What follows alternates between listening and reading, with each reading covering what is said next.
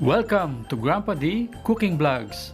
On this episode, Grandpa D will share with you a simple yet precious dish called Ginisang Pechay or Sauteed Chinese cabbage. This dish is usually cooked with beef or pork. Our golden version is not only delicious, it is also healthy. We will make use of tofu instead of meat for protein and use choy as substitute for pechay. You will treasure this recipe just as I cherish how Nanay Bessie cooks it.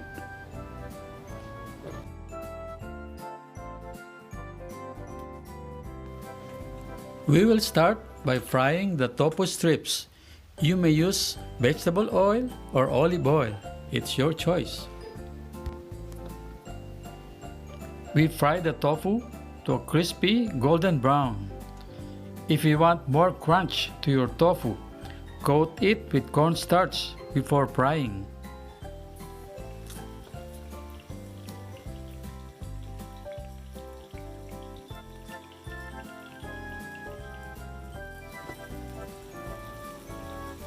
Once the tofu is nice and brown, we set it aside.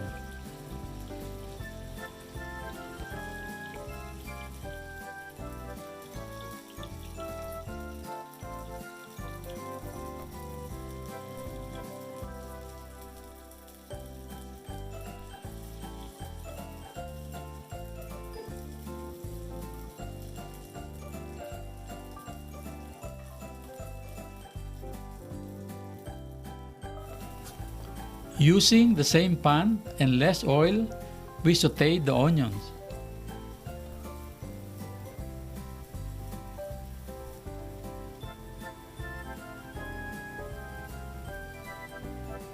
And we add the garlic,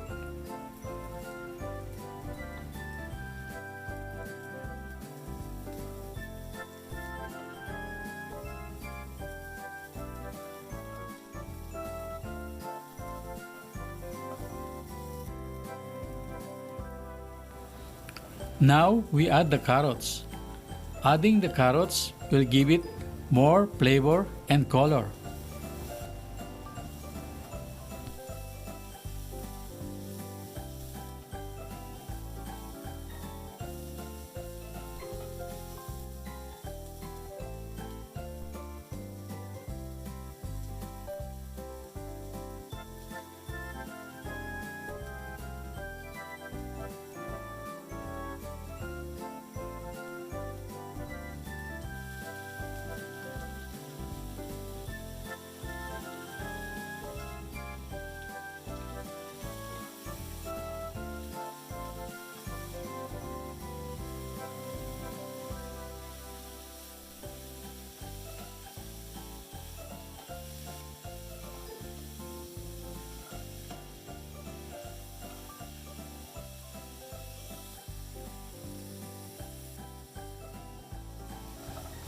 Now we add the choy.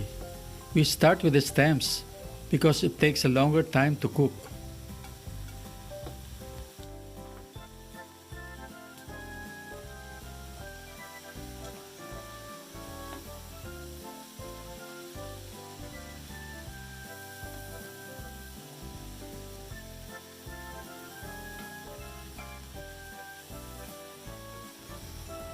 Then we add the leaves.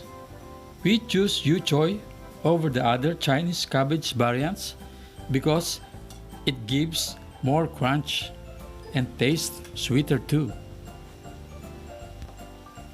I use soy sauce and water for flavor.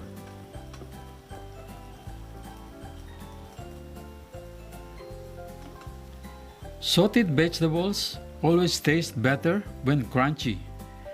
The technique is to stir fry using high heat, minimum oil, and constant stirring.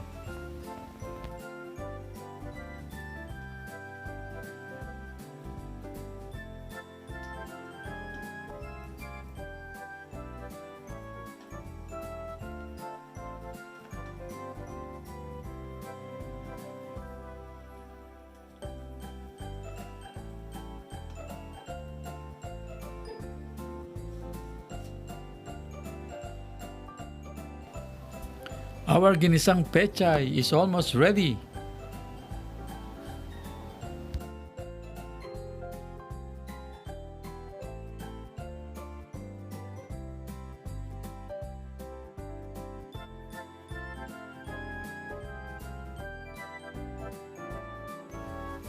Oh, ayan, luto na ang ginisang pechay. Gutom na ba kayo?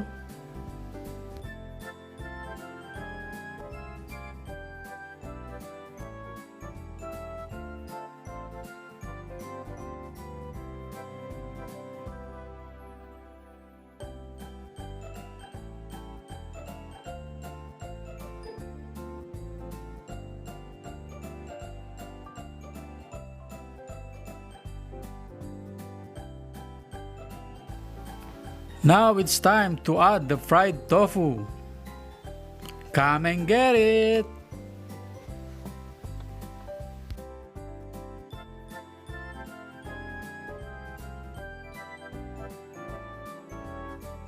Eto na ang ginisang pechay at tokwa ni Grandpa D. Kain na! If you enjoyed this video, please like and subscribe and click the notification bell to get updated on upcoming videos.